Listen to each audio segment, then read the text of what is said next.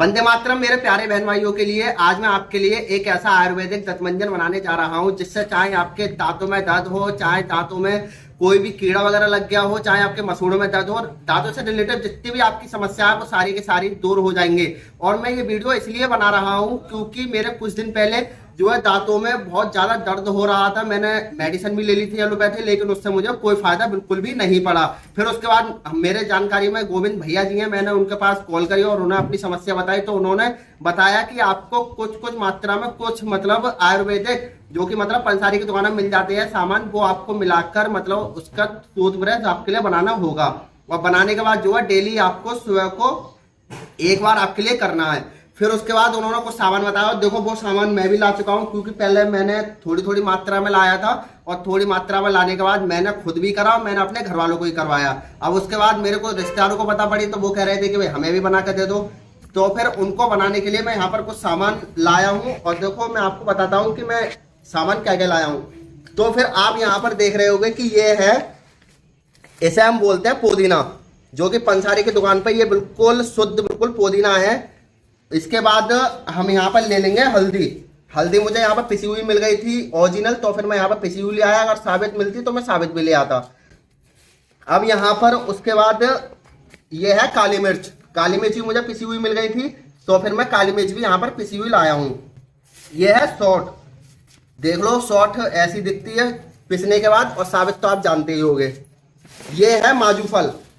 माजूफल मैं आपको एक बार दिखा देता हूँ कि माजूफल कैसा होता है, कहीं आप कंफ्यूजन नहीं हो जाओ कि माजूफल की जगह आप जो है कुछ और नहीं उठा लाओ।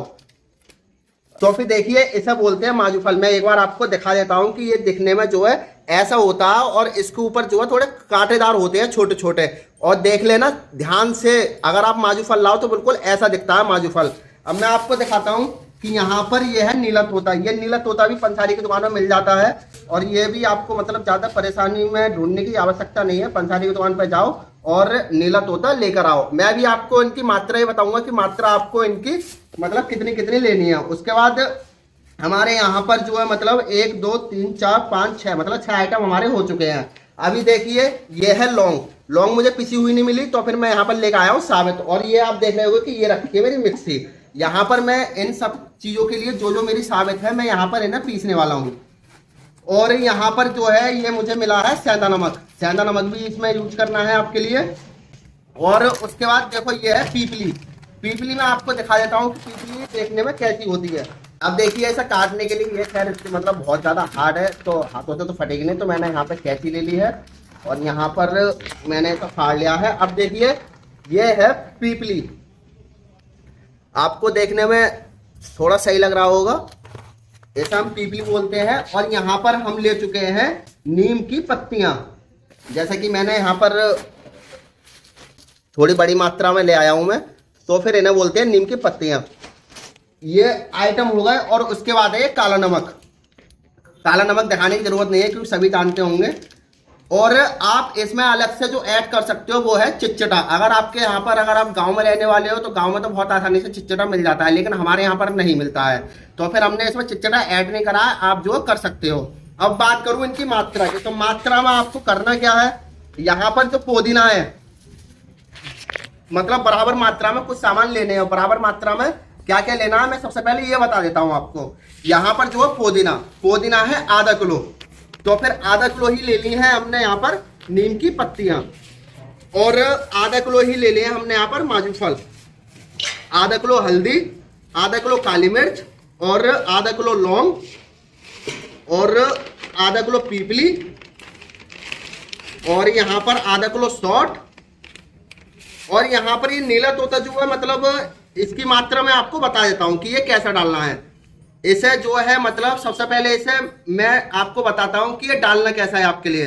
इसे सबसे पहले पीस लेना है। पीसने के बाद जो है आपके घर में रोटी बनाने वाला तवा वगैरह तो होगा, उस पर आपको इसे भूंज लेना है। भूनने के बाद जो है फिर आपको डालना है। अब डालने की मात्रा बताऊं कि कितनी डालनी है। जैसे हमने आधा आधा किलो सामान ले लिया सारा, ठीक है। उसके बाद हम इसे डालेंगे 250 ग्राम, मतलब सब सामान आधा आधा किलो और ये सिर्फ 250 ग्राम। ये हमने 250 ग्राम डाल लिया। अब हमारे यहाँ पर बचते हैं सेंधा नमक और काला नमक। ये आप सब मत डाल देना, कहीं पता चले कि मुंह पे रखते फिर उल्टी आपको आ जाए। ये आपको कहना क्या, थोड़ा सा सेंधा नमक डालना है और थोड़ा सा डालना है काला नमक, मतलब स्वाद अनुसार। जब आप इन्हें डालो तो डालते समय जो है चेक भी करते रहना कि हमारे मतलब स्वाद अनुसार सही है या गलत है।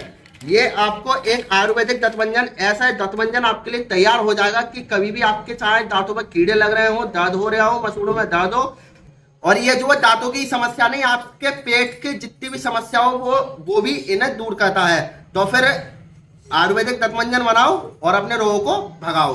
वंदे मातरम।